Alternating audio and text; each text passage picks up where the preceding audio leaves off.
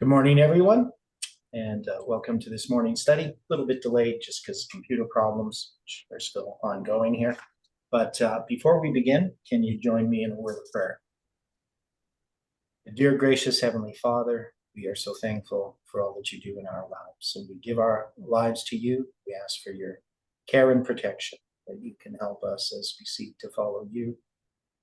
And as we seek to know the truth, we ask, Lord, that you can, through your grace, allow us to see our sin and our need of you, and that we can confess and forsake our sins. We know, Lord, that Satan would sift us as wheat, but we know, Lord, that you have a work to do in our lives, and so we submit our lives to you, to your care. We ask for your angels' protection, our homes, families, and we ask, Lord, that you can be in this study, that you can give us a clear understanding of your word. And we pray and ask it in Jesus' name. Well, good morning again, everyone. So yesterday, just at the end of the study, we were addressing, as we were through most of the study, Daniel chapter 11, verse 14. And in Daniel chapter 11, 14, just when we were finishing the study there, I was focusing upon this phrase, which we have the Strong's numbers for, and that is, and in those times. Now, so when we look at the Strong's numbers, we have these, we've been using them as symbols of days, right? Sometimes months, sometimes hours, other things that they can be used as, but we use them as spans of time.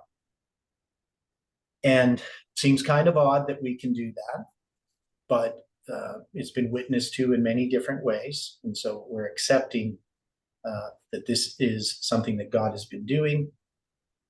It's in his providence. It gives us light for our feet here at the present time.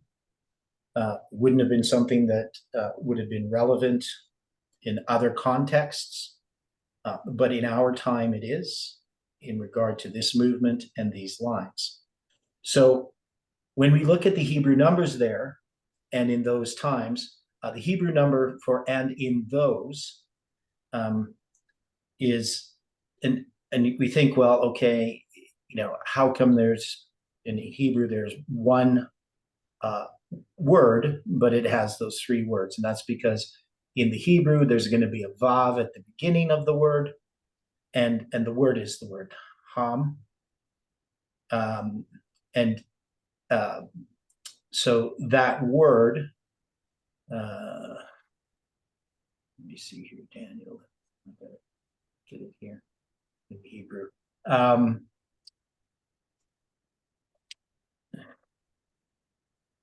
They're actually going to have the word times first, right? So it's going to be va, ba, atim.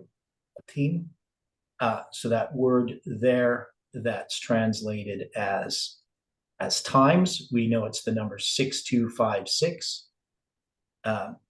It's the Hebrew word itself is et. Sharing the calendar. Yes, I'm sharing the calendar. Okay, not sharing the Hebrew here. Just talking about it. So you can see the calendar, right? Right? Yeah, everybody can see the calendar there in front of you. That's what we're looking at. We're going to look at some stuff here on the calendar. So we have this et, but if you look at the word in Hebrew, it's va ba atim. So et is pluralized atim, and it's got a ba in front of it, in times, and then it has a vav at the beginning. Vav just means and. So and in times, and then it has this word ha tam. Ha. Now you can, if you look at here, I'm going to share the different screens so you can see what I'm looking at. It might help. Okay, so here I'm looking at the Hebrew, right? So it doesn't really help you much, but you can see in Daniel 11, verse 14, you can see it says 6256. Now, this word became significant because we recognize 6 times 2 times 5 times 6 is 360, and it's dealing with the word times, right? And the word times, of course, is a symbol, for time, right? So it's the word time or times. Here it's pluralized, etim, and then it has you read from right to left. So you see that straight line, that's a vav, and then that sort of flat line with this sort of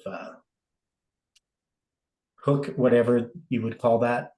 That's a bet, right? So there's your bet, and then there's an ein, a tet, a yod, and a mem. Or tav, pardon me, tav. A tav, a yod, and a mem. Right? So you got these words, it's va, ba, atim. Okay. But the word is et. Okay. So that's why you have all of these different words from one Hebrew word, because there's things added to it and in times. And then you have this haham after it. So you can see there's both these first two letters on the right. Those are he, that's an H sound. And then that little squarish looking thing, that's a mem. That's a M sound. So haham. It doesn't show the vowel pointings here in this one. And that's 1992. So if I add those together, if I'm going to add 1992 and 6256, what number do I get?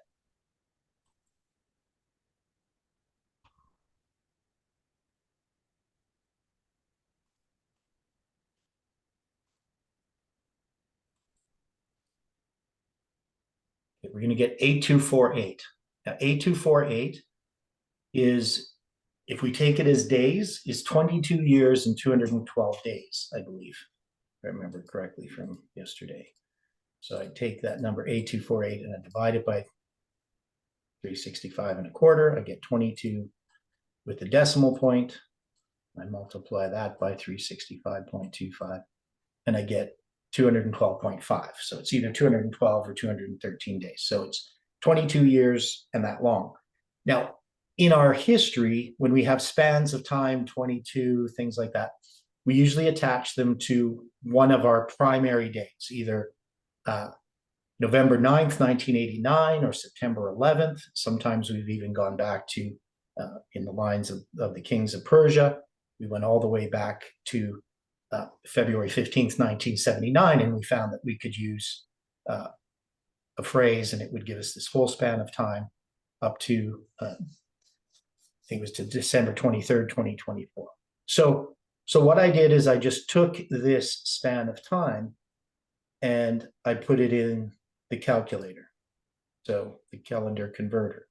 So I'll share that. And so here we have the date for today, December 13th, 2023. But I'm going to go back to 2001. I'm going to go to September 11th, 2001.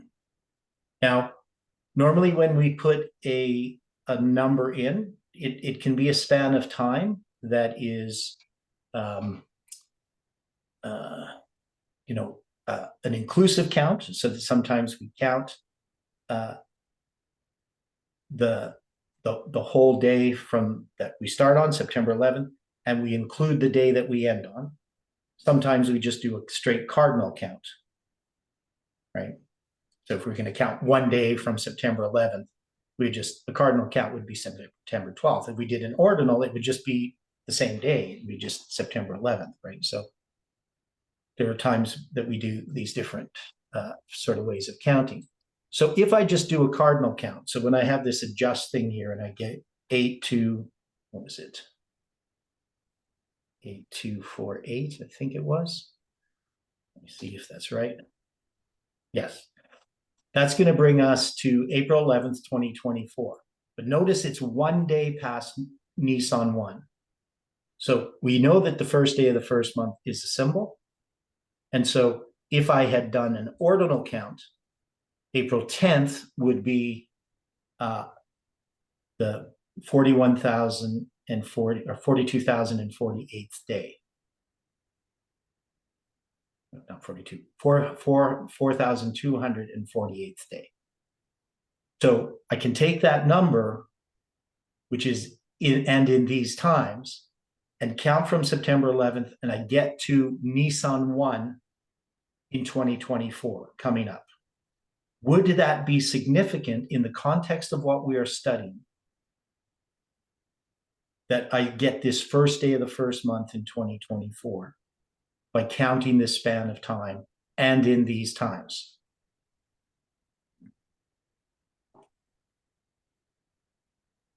I would think that it would have some kind of significance. Okay. Yeah. So based on what we have done in the past, we would say, that's significant.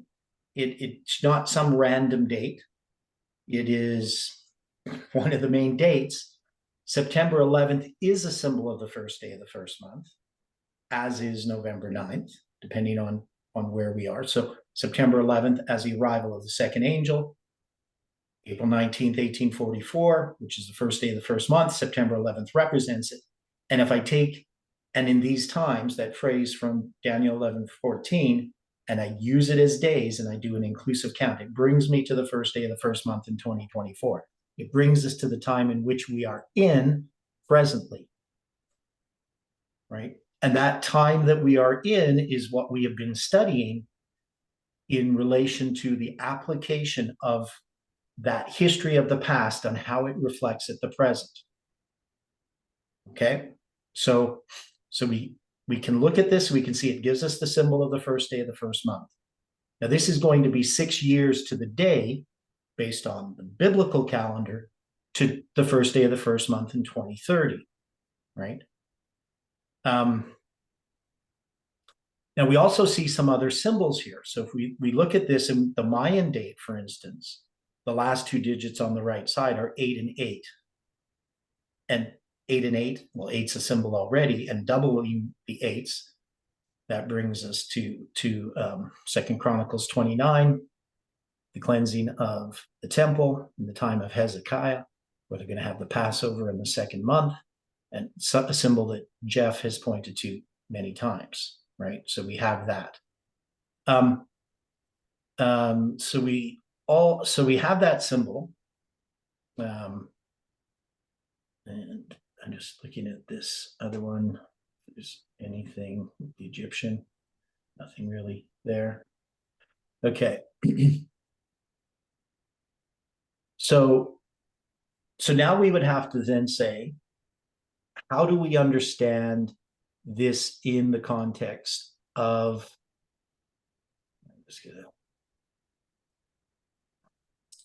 in the context of this verse? So I'll go there.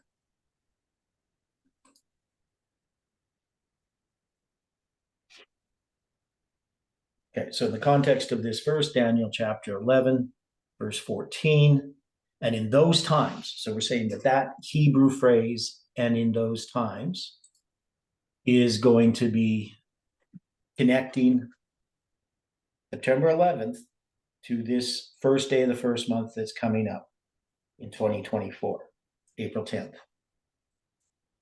There shall many stand up against the king of the south, and also the robbers of thy people shall exalt themselves to establish the vision, but they shall fall. Now,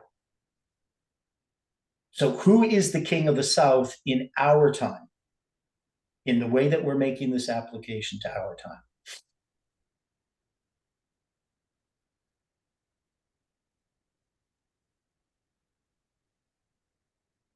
Wokeism. Okay, so yeah, so we can say it's wokeism, we can say it's atheistic communism, neo-Marxism, we could say it's the globalists, we could attach it to the Democrats, the extreme left of the Democrats, all kinds of different ways in which we can label it. And in the context of what we had studied in these battles of the kings of the north and the kings of the south, that we related this to battles with a civil war within the United States, right? And so we looked at all these other civil wars, and we saw that it connected to our history, and it gave light to our history, that what we're presently experiencing that we can make an application of all of these battles to this time right now. It's not the application, that is, it's not the primary application of this. The primary application would be the history itself that was fulfilled in the past. But in making an application to our time, in that history is going to be repeated, it's still not the primary application in our time. We believe that what we are experiencing is typical of what's going to happen. So we don't think that our line is the actual line of the Sunday law. It is a typical line of the Sunday law. It's something that's internal within this movement. And so this has meaning to us at this time. This wouldn't be a message that we give to other people and say, here's in these times, it refers to this, because we're not giving a message to the world about this. We're giving a message to the movement and to ourselves so that we can understand where we are in the scheme of things, so that we can understand what July 18, 2020 meant, what December 25th, 2021 meant, what's happening presently with the election, what those things mean, right? So now, is there anything significant about April 10th, 2024 coming up that we know of? So I'm not saying that we're making a prediction, but is there something that already is in place in April 10th, 2024?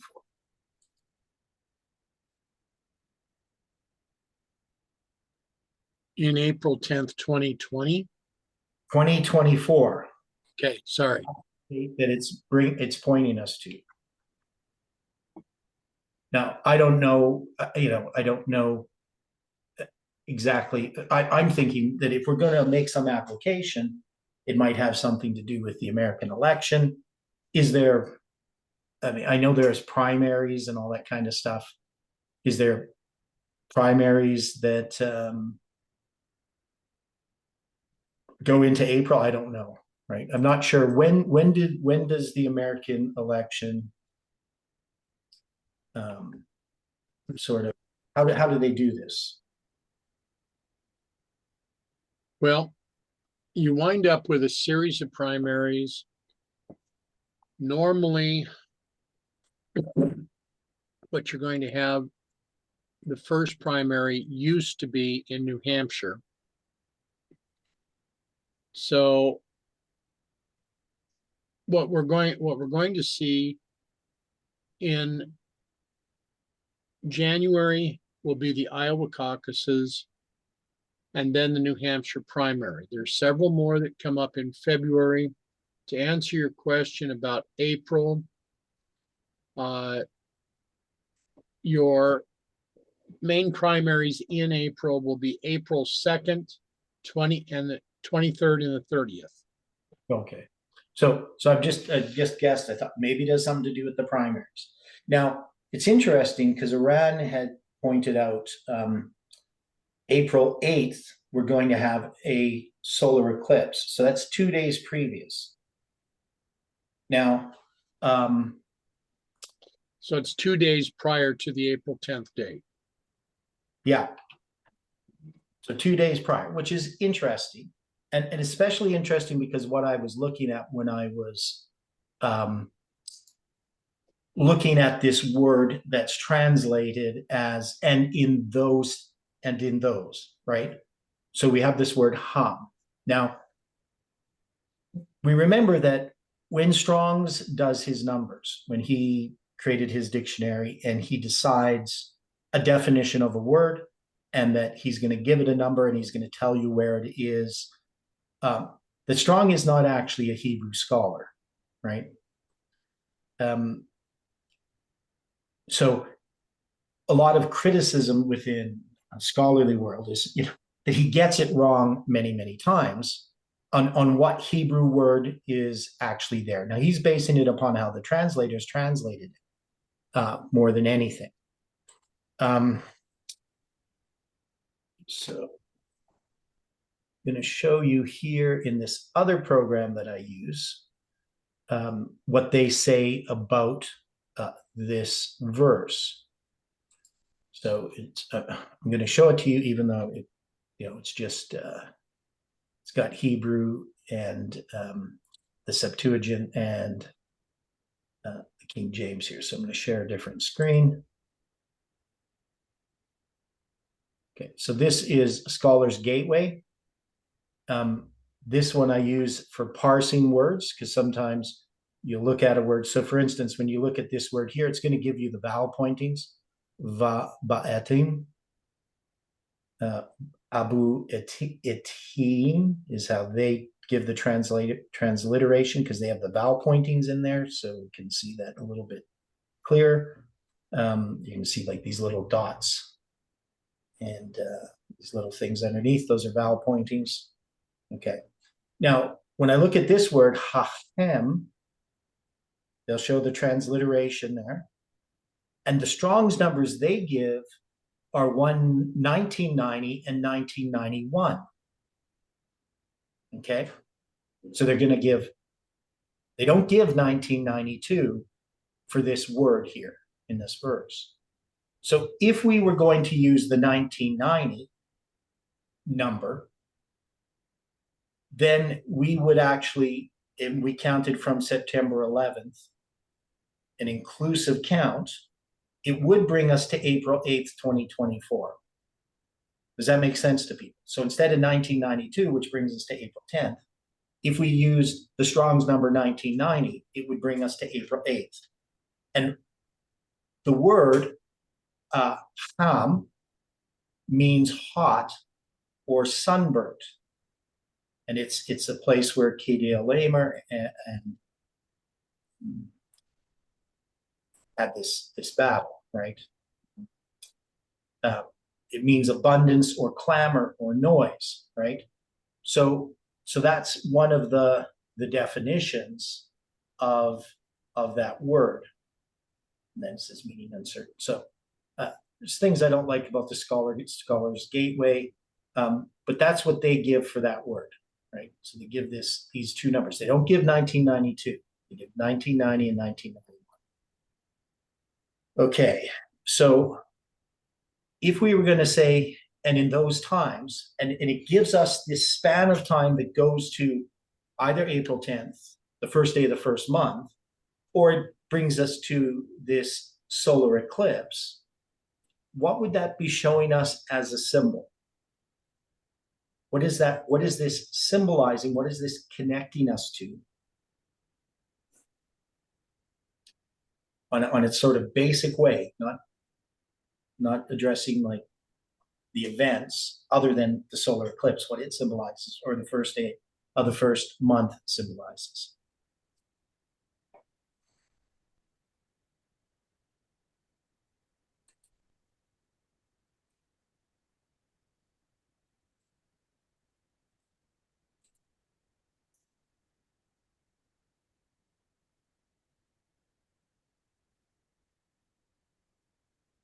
So we say the king of the South is wokeism, right?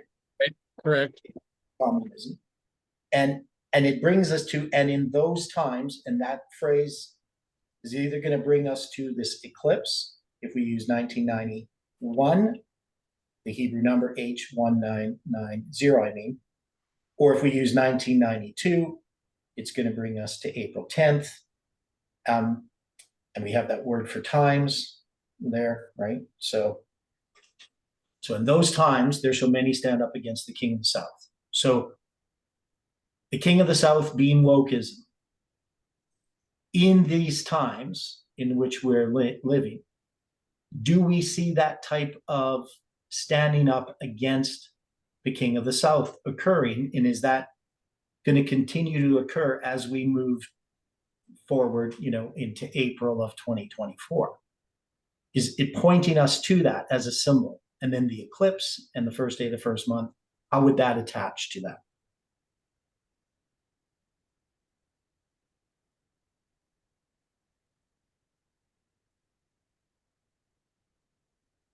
Well, first day of the first month, isn't that also pointing us into the, I mean, the time of the lifting up, the time of the crucifixion? Well, I don't know so much about the crucifixion. The crucifixion is going to be on the 14th day of the first month, but it definitely but- ties to Ezra, right? Okay. Right. So it ties us to, uh, the story of Ezra because we got the first days of the first month. It ties us to Millerite history to the first disappointment. The first day of the first month is pretty comprehensive as a symbol. It gives us 9/11 and 11/9, 2019. So it is a main symbol that we have, right? The first day of the first month. And in relation to time, if you talk about those times, definitely it symbolizes this chronology, right? That's one of the things the word times does because 6256, 6 times 2 times 5 times 6 is 360. So we have that symbol for chronology, and we're placing a date, and that date can either be April 8th, 2024, when we have a solar eclipse that's going to be crossing the US. And then we have this first day of the first month symbol. And it's in the context of standing up against the king of the south.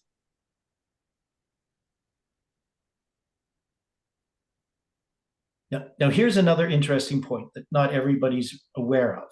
But back in 1533 BC, when the Israelites leave Egypt, they're going to leave on the 15th day of the first month, right?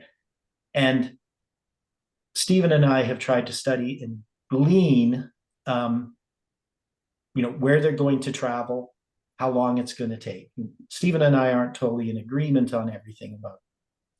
But one of the things about 1533 is we're going to have a solar eclipse in Egypt. This is going to occur on March 9th, just about a half an hour before sunset. Now, in my chronology, I had marked this as the time in which the Israelites are going to cross the Red Sea.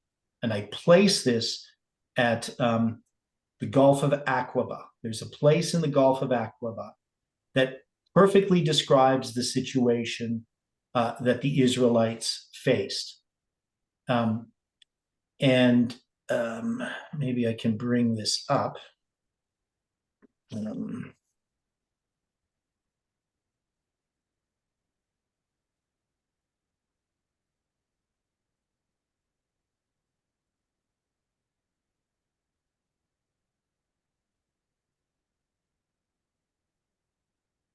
I'll try to bring that up. So anyway, they're going to cross the Gulf of Aqaba. And so in the Bible, when it says the Red Sea, there's a thing we call the Red Sea today, but that's not what the Israelites would call the Red Sea. They would take these gulfs. There's actually two gulfs. There's one Aqaba and the Gulf of Suez. So did I say Aqaba before? Yeah, so it's the Gulf of Suez instead of Aqaba, but they're going to cross at the Gulf of Suez. A lot of people place the crossing at the Gulf of Aqaba, but I place it at the Gulf of Suez. So there's these two gulfs, and I'm going to share this here. I just have to get to the page.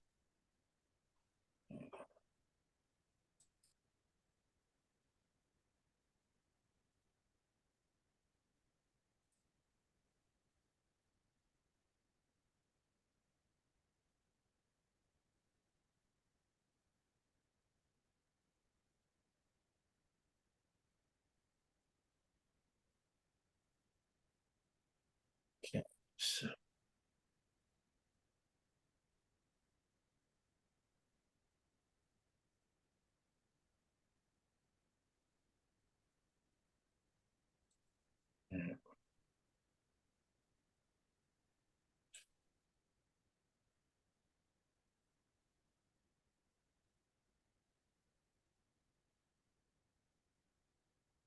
I'm still gonna get there.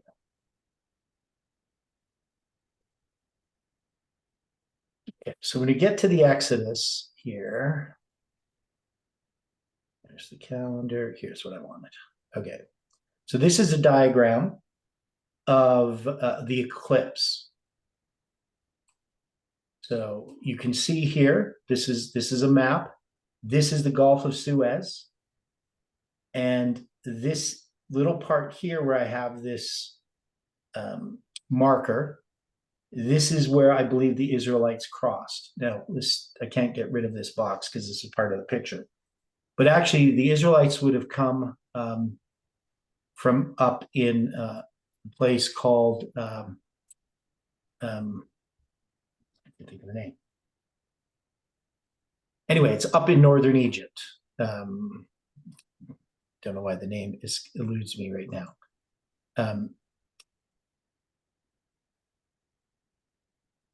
Okay, so there's no eclipse. So there's just a comment in the chat about an eclipse at Jesus' crucifixion. There is not an eclipse at Jesus' crucifixion. You can't have an eclipse during a full moon. It's only during a new moon. So the sun being darkened is not an eclipse. It's not an eclipse of the moon going in front of the sun. And asks about Joel 2. I don't, and Acts 2:20. So I don't know. I don't think that, I mean, eclipses are symbolic in and of themselves because the sun is being blocked out. So we remember in Egypt, they're sun worshippers, right? And this is going to happen at the time of a change in a dynasty. Now, you can see these lines here. So you'll see there's this blue line and up above, right? So there's a purple line, I guess it is, and a purple line down here. These lines, within these lines, you're going to witness a total solar eclipse.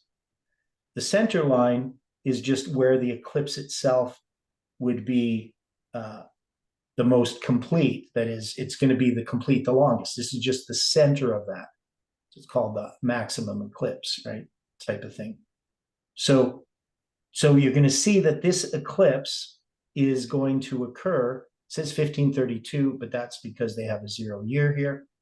And so the maximum eclipse at this point, it says in universal time, it's going to be 4:03 p.m. So that's 16:03, 11:08, right? And that's going to be 2 hours difference from the local time. So this is going to be about 6 o'clock local time that this eclipse occurs. Okay. And the sun's going to set about 6:30 local time. So a half an hour before sunset, the Israelites, in my view, they're going to come around here up and they're going to enter into this area because it says they go into, I can't think of the wilderness. Anyway, it's this area. I can't remember what they call it. They go in here and then they're going to backtrack and then the Egyptian army is going to surround them. And then they're going to cross the Red Sea and they're going to be back in the area that they were. Let me see if I can find this. I'll try to find this for you. So, because I think this is quite an important point. So I'm spending time with it. Trying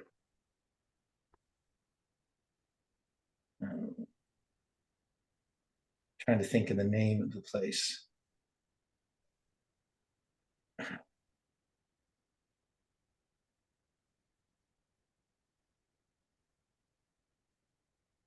So this is going to be in,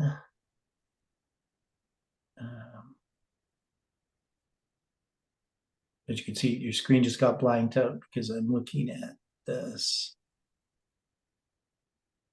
Yeah, so it's in Etham. So this is going to be in Exodus 13. So I'm going to go there. Just so you understand this history. This what we're referring to here.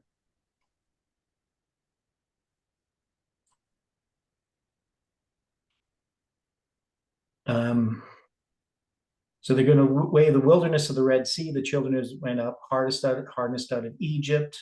They took the bones of Joseph with them. Right? They're going to have a pillar of cloud by day and a pillar of fire by night. So speak unto the children of Israel that they turn and encamp before Pi-hahiroth, between Migdol and the sea, over against Baal Zephon. So the question is, where is this? Okay. And Pharaoh will say of the children of Israel, they are entangled in the land, and the wilderness hath shut them in. And I will harden Pharaoh's heart, that he shall follow after them. And I will be honored upon Pharaoh and upon all his host, that the Egyptians may know that I am the Lord. And they did so. And it was told the king of Egypt that the people fled, and the heart of Pharaoh and his servants was turned against the people. And they said, why have we done this, that we have let Israel go from serving us? Right? He made ready his chariot. So this is going to be this Pharaoh who's going to pursue the Israelites as they're fleeing Egypt, right? People are going to complain when they're trapped between the mountains and the sea. Fear not, stand still, verse 13, and see the salvation of the Lord, which he will show to you this day. For the Egyptians whom ye have seen today, ye shall see them again no more forever. And the Lord shall fight for you, and ye shall hold your peace. And the Lord said unto Moses, wherefore criest thou unto me? Speak unto the children of Israel that they go forward. But lift thou up thy rod, and stretch out thine hand over the sea, and divide it, and the children of Israel shall go on dry land through the midst of the sea. And behold, I will harden the hearts of the Egyptians, and they shall follow them. And I will get me honor upon Pharaoh, and upon all his host, upon his chariots, and upon his horsemen. And the Egyptians shall know that I am the Lord, when I have gotten me honor upon Pharaoh, and upon his chariots, and upon his horsemen. Right? And the angel of God, which went before the camp of Israel, removed and went behind them, and the pillar of cloud went from before their face and stood behind them. And it came between the camp of the Egyptians and the camp of Israel, and it was a cloud of darkness to them, but it gave light by night to these, so that one came not near and the other came not near the other all night. And Moses stretched out his hand over the sea, and the Lord caused the sea to go back by a strong east wind all that night, and made the sea dry land, and the waters were divided. And the children of Israel went into the midst of the sea upon the dry ground, and the waters were a wall unto them on their right hand and on their left.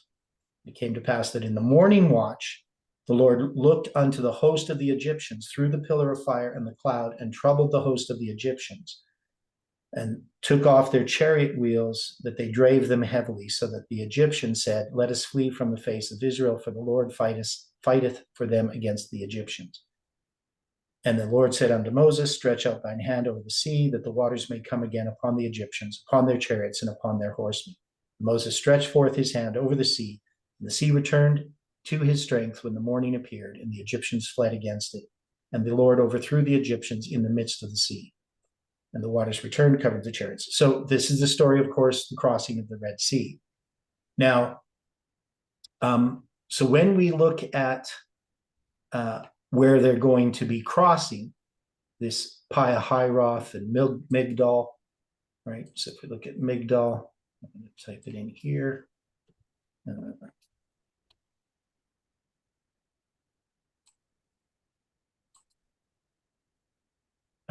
We're going to see it in Numbers 33 as well. That's where I want to go. Okay, so in Numbers 33, it's going to give us the account of the travel of the children of Israel through the wilderness. So Moses wrote their goings out according to their journeys by the commandments of the Lord, and these are their journeys according to their goings out. They departed from Ramses. Now, that word, their goings out, is this word matzah, and it's the going forth of the children of Israel. So the children of Israel, they're going forth.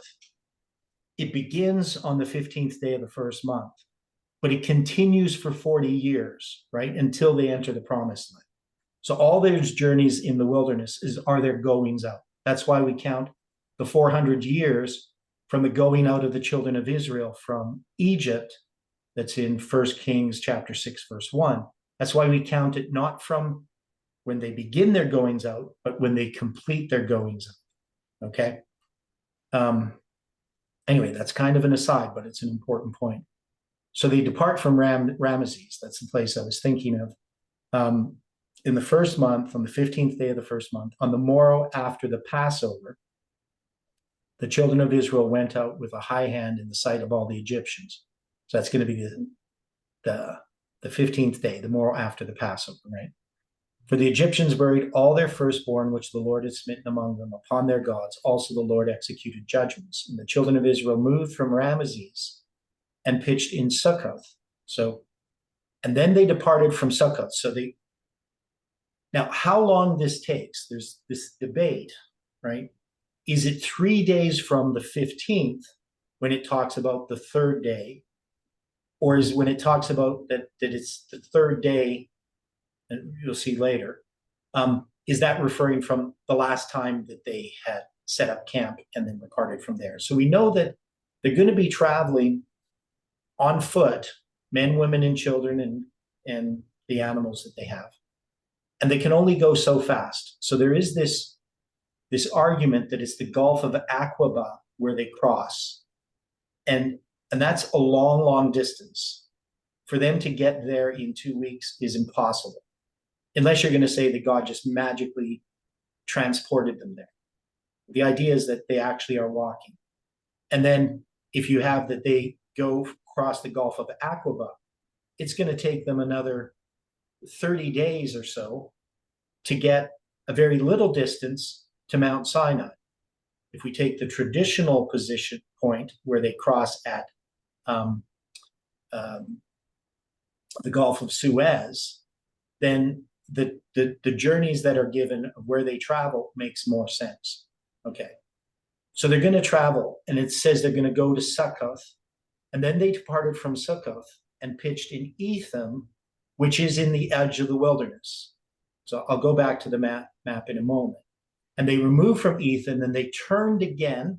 That word turned again is that Hebrew word shuv, right? That means to turn about, right?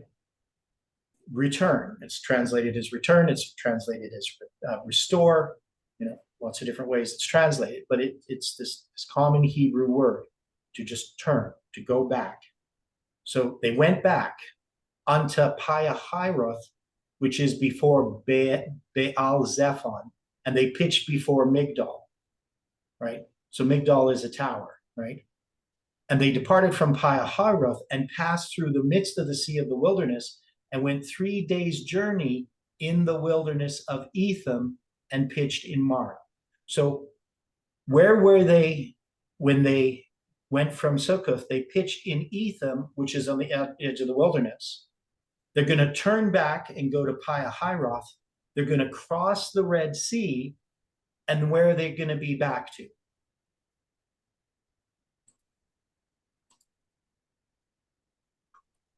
They're going to be back to Etham, right?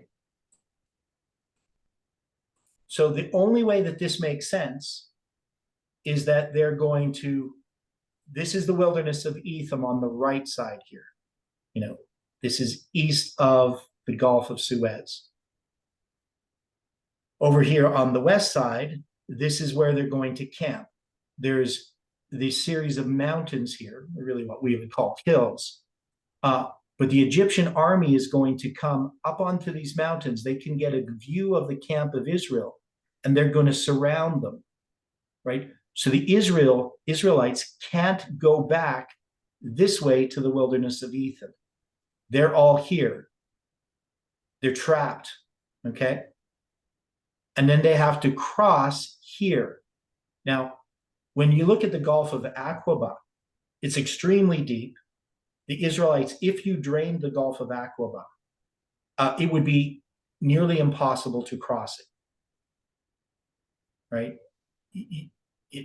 It's not flat in any stretch of the imagination. But here at the top of the Gulf of Suez, and I think I have another map here. I think I have that map. I might not have put it in these notes. I don't see it here. I think I put it somewhere else. Okay, so it's not in this series of notes. I do have it other places, but I have a zoomed in map of the Gulf of Suez, and the water levels there are very low. That is, it's shallow, right? Right here at this point, it's shallow. There's actually a natural land bridge. If you lower the waters a few meters, you can actually, it'll be a land bridge going across this point of the Suez. Now, of course, this was a long, long time ago. You're looking at 3,500 years ago. And so 3,500 years ago, things have changed a little bit, but not that much. I mean, the water levels might have been higher, they might have been lower. This Gulf of Suez, we have now the Suez Canal going north up here to the Mediterranean. So there's a lot of marshy area up here and so forth.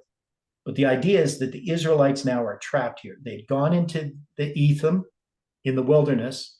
They went back to Pihahiroth, and between Migdol, the tower, which is in the mountains, that's why it's called Migdol, the tower, which would be a lookout tower. They're camped between that tower and the Red Sea. There's enough space here for 2 million people to camp, right?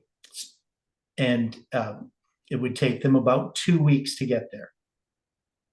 And then they're going to cross, in my estimation, it was going to be on May 9th, 1533 BC. And that's going to be that night. On May 10th, they would end up in the morning on the other side in the wilderness of Etham. That's how I had calculated. But there is this solar eclipse that occurs at this time. And it passes, basically, the center of this eclipse is going right through this north portion of the Gulf of Suez. So if they did cross the Gulf of Suez that night, and that night the Egyptian army and Pharaoh Tasekaneri, I can't pronounce his name, the Pharaoh who I believe was the Pharaoh who was killed, he's the Pharaoh of the Exodus, because we have a record of this Pharaoh that fits the description. It's not the most common ones that people will use because people have a false chronology, right? So if you believe that the chronology was or the Exodus was, 40 years later, or if you're going to believe it's like in the 14th century, or in, some people have it even in the 12th century, you're going to see all kinds of speculative pharaohs. But this actually describes a pharaohs. And this would also place that the Egyptians are the Hyksos, who we have good record of the fact that these Canaanite peoples lived and inhabited the northern part of Egypt there in the Delta, and that they fled. Now, the Egyptians' count is a little bit different than the biblical account as far as reasons they left and so forth. But that's the evidence that we have for the Israelites. So you have to have the Israelites be the Hyksos if you're going to look at, what used to be believed, right? Now they don't believe that, but that used to be the view, that the Hyksos were the Israelites, the shepherd kings. So anyway, that's this eclipse here. So now we're going to say we have this eclipse. It's in Egypt. It's at the time in which I placed the crossing of the Israelites through the Red Sea.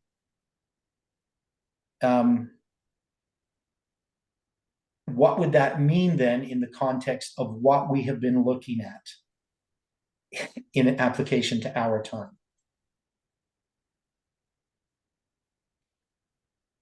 So we have this eclipse coming up, right? So we have an eclipse that is being marked in our time with these times.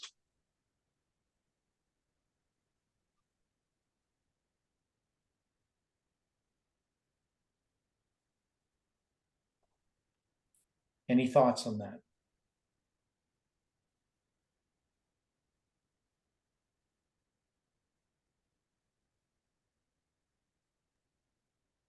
I know there's a long explanation.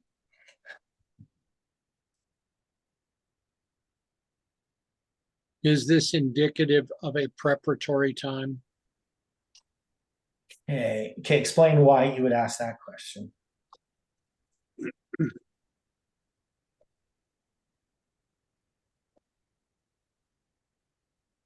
children of Israel had gone into Egypt, and then when Moses returned to Egypt, it was so that they could again understand what it meant to worship God in spirit and in truth, correct? Mm-hmm. Yet they didn't understand how fully to worship. Okay. Now they come out of Egypt and they're being led into what they were considering was the wilderness. Okay. Now, if I mean the way that this would look, the children of Israel were being brought to the area of the Red Sea Mm-hmm. where they have no way to go forward, and turning back was certain death. Mm-hmm. So they had to learn a lesson of faith.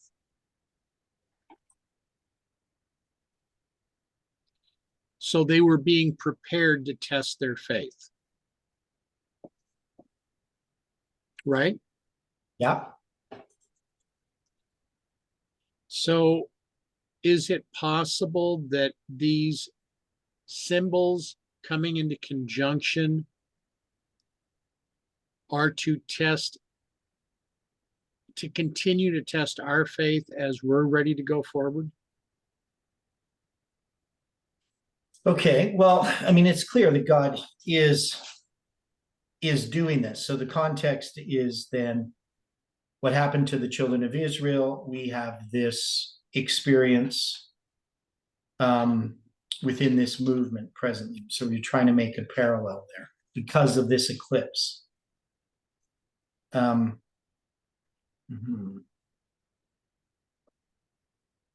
Okay. Well, I think that's possible. I mean, I think there's more to it than that. So you know, my mind is obviously on a bit different track as far as this eclipse is concerned. So now Egypt is the king of the south, right? Agreed. Okay. So we can see here that this is addressing that symbol in this history with an eclipse. And we already say in let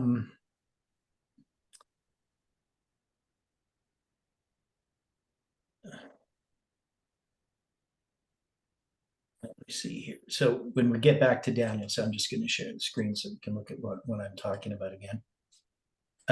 So in Daniel 11, verse 14, we know that many shall stand up against the king of the south. Right? That's the whole idea of this verse. So this verse brings us to this eclipse in 2024. Now, remember, there was also an eclipse in 2016, right? In August of 2016 in the United States. And this is the one that they talked about next. That's going to happen in 2024 on April 8th. And there's a bunch of stuff that I studied in the past about these eclipses. So the fact this eclipse is coming up and it can connect with this those times, right? So it brings us to this eclipse where many stand up against the king of the south. And the king of the south, of course, is Egypt, right? In this literal sense here. And it's going to be what happens to Egypt. There's going to be a change in dynasty in that time. So Tasakaneri Re or Ra is the pharaoh who they have his mummy. It was decomposed, partly decomposed before it was embalmed, and had all kinds of injuries to it. So if that had been the one that perished in the waters of the Red Sea, This would have been the case, they would have to find his body, and then they'd have to bring his body back, to wherever it was, Ramses or whatever the capital was, Thebes or something, and then they would have to embalm him. So, and that's kind of rare that you're going to have. Now they say, well, it must have been battle injuries or something, but they're speculating on exactly what caused the injuries and why would he be decomposed, partly decomposed before he's embalmed. So those are questions that would be really well answered by this. Plus the story connecting with what's his name? I guess it'd be Apophis. Who's going to be this person who's gone for 40 years and shows up to Tasekheneri Ra, and when he shows up, 2 weeks before the king dies, his firstborn son is going to die. So he would have died with the destroying angel. 2 weeks later, he dies, and it's going to be after this person who we believe to be Moses. Tasekheneri. So I have to look up this pharaoh. My other computer has finally started, believe it or not. So I'll get you. What I'll do is I'll attach a document on academia. It's not my document. It's a document by Gerard Gerto. He's an Egyptologist. He used to be a Jehovah's Witness. And he deals with this history of the Exodus. And he has the same date for the Exodus that I have. And he also notes this eclipse as well, and places it at the time they crossed the Red Sea. So it's kind of interesting that we come up with the same conclusion. So after I had studied my chronology, and I had my date, I came across his chronology. Right. So, so when I came across his chronology, like mine was still not perfectly formed, but I had either 1533 or 1532 for the Exodus, and I knew about the eclipse, and he points it out as well. It's one of the things that helped me settle on 1533, because it fit in with the timeline that I had for the Israelites leaving Egypt. So we have the king of the south here. So the king of the south in verse 14 being Egypt, and it says in those times. So those times would point us to this period of time that we are presently in, right? And we're seeing many stand up against the king of the south. So we're seeing this. And it says, also the robbers of thy people shall exalt themselves to establish the vision. So we say that this is the papacy.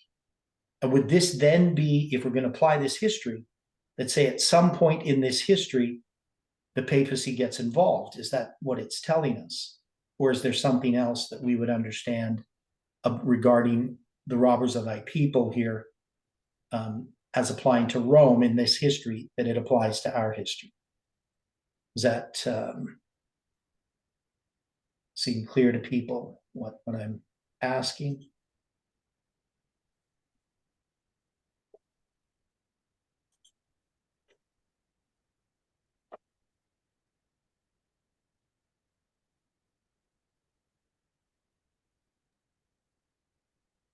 It's a little difficult to track, but what you're asking, I think, Okay. is does this have some greater relationship to what we've been examining regarding the king of the south and the king of the north?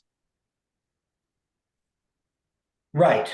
So, and this eclipse and this election that we're in the midst of, and all these things that are happening within the movement and symbolically represented with these dates and so forth, that we can now say our application of Daniel 11 verse 14 to this time seems pretty certain,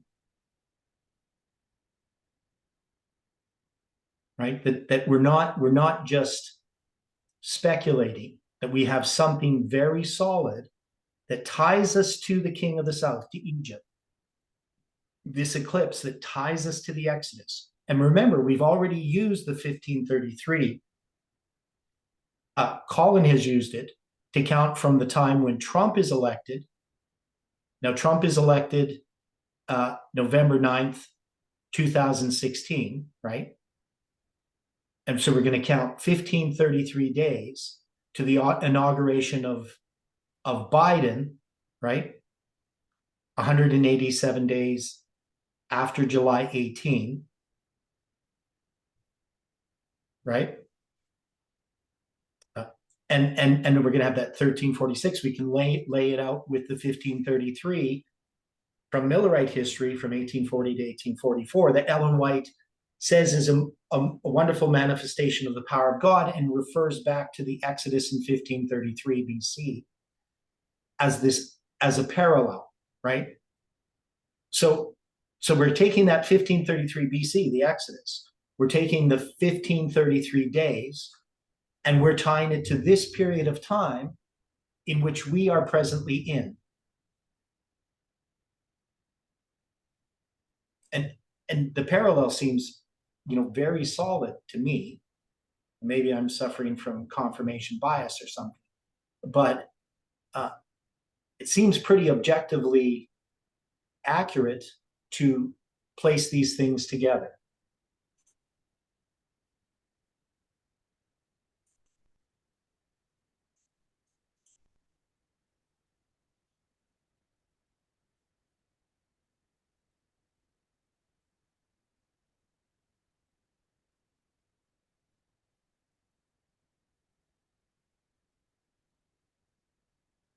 Okay, so this pharaoh, he has lots of different pronunciations.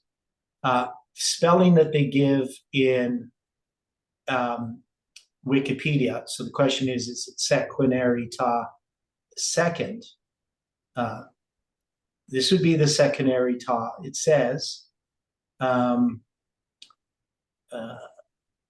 his reign is from 1650 or 1558 to about 1555, right? So that's where they place his reign. And his successor is Kamos. Now, you're going to see various dates when it comes to the Egyptian pharaohs in this period. The dates change quite frequently. I've actually seen in the past when I looked at this, it was 1553 that they had for his death, but they've seemed to change it to 1558. So there's some differences of how we place when he lived. So you're going to see lots of different. But yeah, so it's spelled Sequenenre, and then Tao, not Ra, but Tao. So there's lots of different spellings. So he's going to be the last pharaoh, basically, of the 17th dynasty.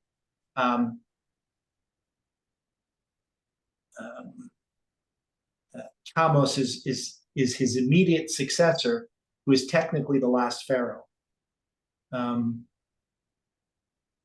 But he's going to be just temporarily there as a placeholder. Now, there is a tale, a form of a tale now called the Quarrel of Apophis and Sequenary. So that is the story that appears to parallel this story of Moses.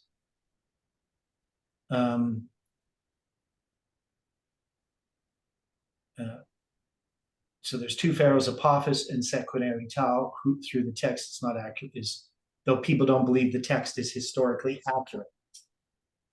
In it, the Hyksos king Apophis challenges Sequenary, the local ruler of Thebes, and with an Andinatan puzzle. I don't know what that is. The hippopotami of Thebes disturbs with their cries the sleep of Apophis, who resides in Avaris, right, in the Nile Delta. So that's the area in which Ramesses is, right? So it's Avaris. At the end of the tale has been lost, but Sequenary presumed found a solution, perhaps, to the wise counselor. So So if you looked into this tale of the quarrel of Apophis, so the idea is that Apophis is actually Moses, because he's going to be gone for 40 years. And so technically in this story, Apophis is Moses, that Moses was a Pharaoh. He's the son of a Pharaoh. So he's a Pharaoh, right?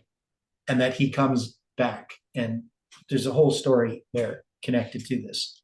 So anyway, that's addressing this sequenary tau. But now when we look at this story here, we have these eclipses. So we had an eclipse. It was in August of 2016. Now,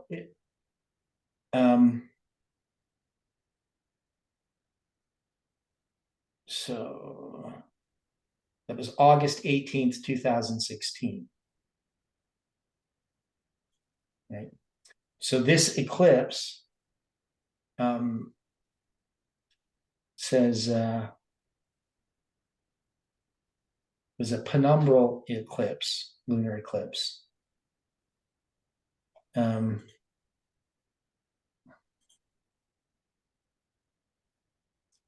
then we have this solar eclipse going to be in. So I'm just trying to put the dates in here. Excuse me here. So we got April 8th, and then we're going to go back to 2016, and that's going to be August 18th. I used to remember how many days apart they were, but so they're going to be 2,790 days apart, these two eclipses. I don't got all my stuff open here right now.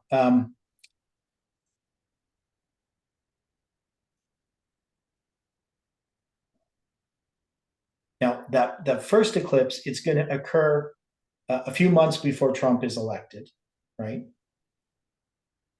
And then this next eclipse coming up in April, it's going to be, I don't know how many months before whoever else is going to be elected, but it's 2,790 days apart. Now it's 93 prophetic months. So that's the symbol that's attached to this 2790.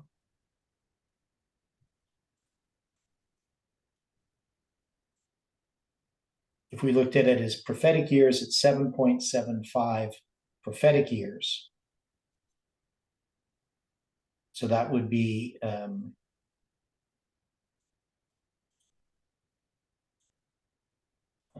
7 years and 270 days.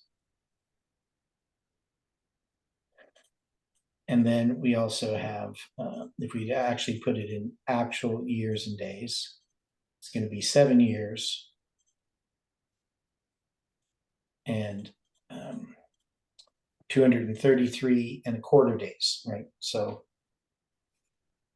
any significance in, can we connect this eclipse in 2016 to this eclipse in 2024?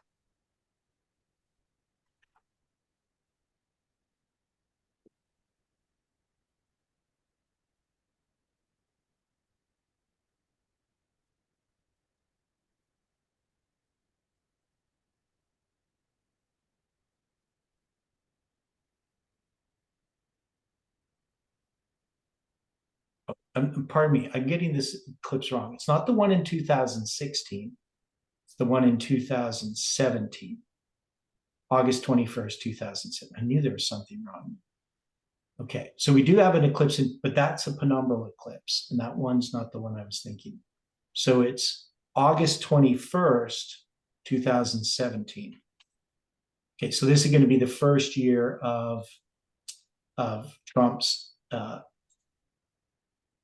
so that's going to be 2,422 days. Now that makes more sense. Okay, so 2,422 days. Obviously, it's going to be less than 7 years.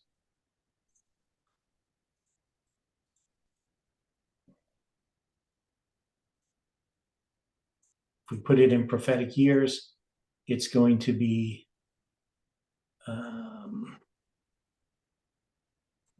get this done.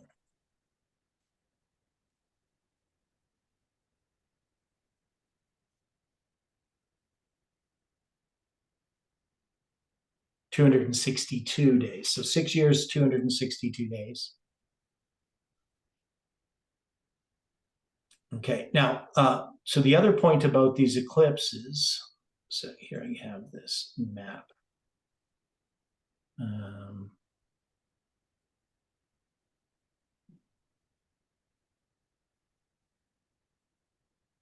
And I remember now why I was thinking it was 2016. So there's going to be this place in which these eclipses intersect.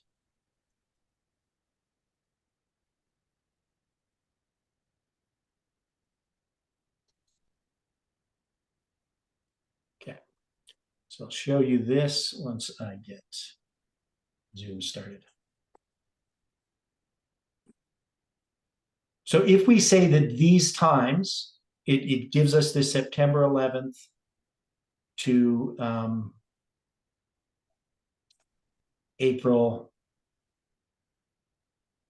10th or April 8th, pardon me, for the eclipse, or April 10th when it comes to the first day of the first month. Is this a significant period of time from 2017? And that's near the center of that structural chiasm, the 777 chiasm, right? Because you're going to have June 22nd is the center, and you're going to have basically 2 months later is going to be this August 21st, 2017 date. Well, when you're putting in the June 22nd, Yeah, that has some other interrelation to other points that we've already addressed within biblical history. yeah. So this is 6 years and 262 days, and you can see June 22nd is 622. So you can see the 262 has the same digits. But yeah, so it was part of my structure dealing with the 777 chiasm. But I'm not going to go into that right now because we don't have time today. But the point is, we can connect it with that history within this movement in 2017 to what's happening in the movement in 2024. So, I mean, it's 7 years later, not to the day. It's 6 years, 262 days apart from these two. But it's significant, right? If we're going to place it together.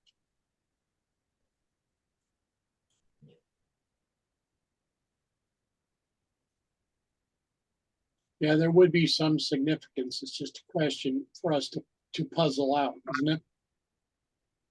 Yeah, well, we know we have the symbol of the King of the South. We've tied in the 1533. We can tie that to Trump being elected and Biden being elected. We can tie it to this period that we're in right now with these eclipses. So we're tying together 2016 and 2024 with these eclipses.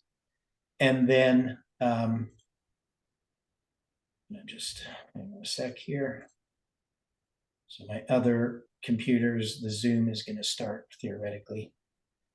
Okay. And it's going to become host now. Sorry about that. But I'm going to show you this map that I have.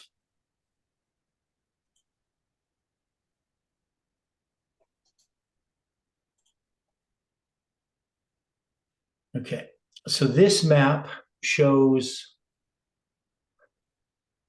where these eclipses overlap. Let's look at it that way. So it's kind of an interesting map. So this line here in the center is the center of the eclipse. And you can see this is 2017 and 2024. And the square miles, it says approximately 8.165 square miles. Right. So that's an approximation. So in this box. Now that's pretty close, to 8.17. If we rounded it up, we'd have a symbol of July 18, right?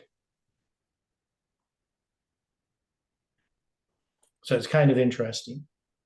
But these are where they cross. Now, as far as the place, it's I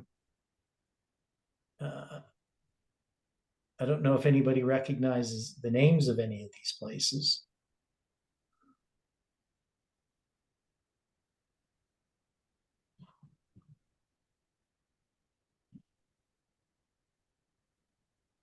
If you would zoom back in, I didn't get a good look at the names.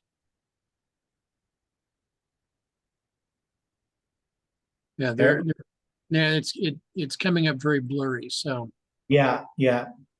It's kind of hard to see because it's so zoomed in on a map. Right. So they're going to say here, this is another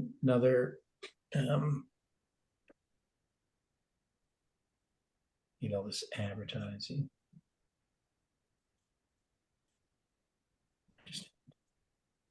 So anyway, this is going to be in, I'm just trying to see where the border is there. Because you got Kentucky, Tennessee. So it's north of Nashville, right? You got Arkansas over here, Missouri there, Illinois. So I'm not quite sure where that border is. not Missouri, Missouri. Yeah, I know. I know. It's just, that was a joke. Okay. So anyway, it's going to be looks like it might be in Kentucky, but I don't know this border that well. So anyway, so people have looked at this and tried to figure out what does that mean? Where these two cross, right? So we're not the only people sort of interested in, these eclipses.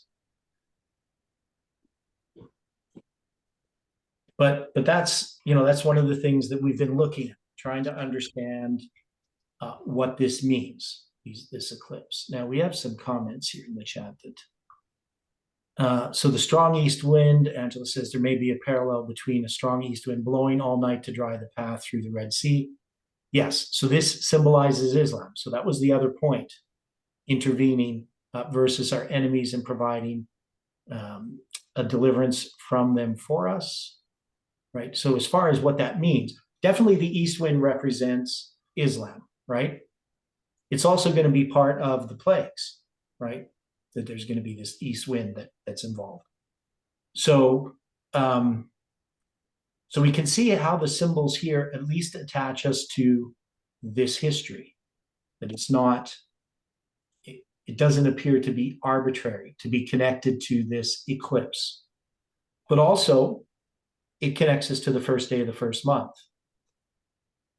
So that seems significant. Okay. And let's go back here. So when we look at this,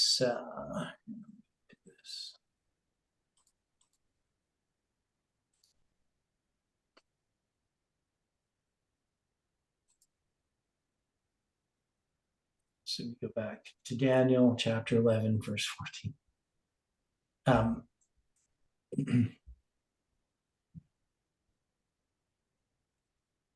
So the question that we still have to answer is about the robbers of thy people and how they are applied.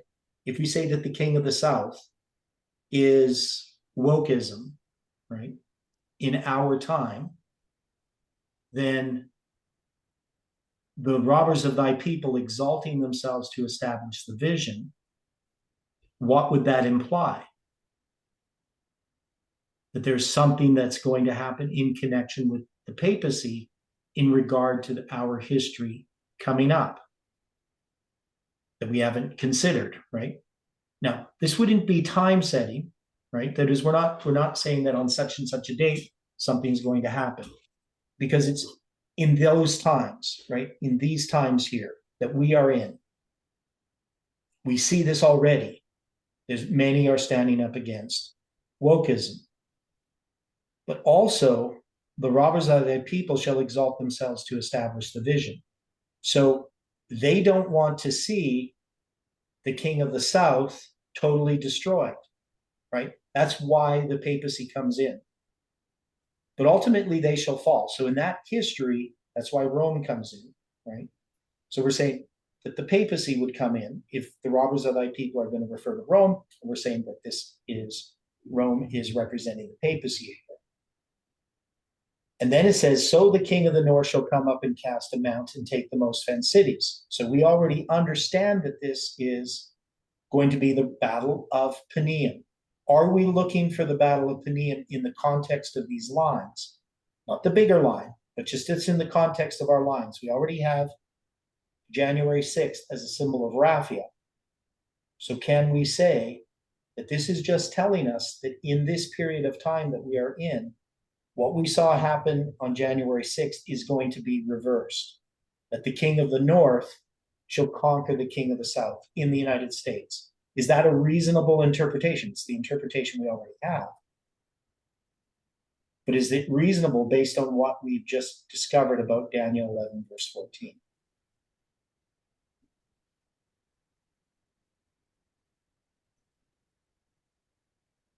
Why So wouldn't it?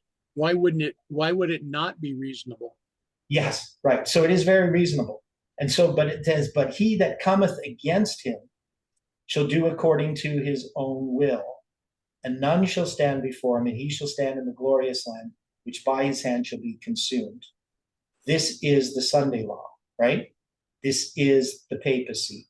Here, it's Rome, it's pagan Rome, right? So, but in our history, it's the papacy. That's the way that we've understood it. Pagan Rome is typifying Rome at the end of the world, modern Rome, the papacy. So this is bringing us to Daniel chapter 11, verse,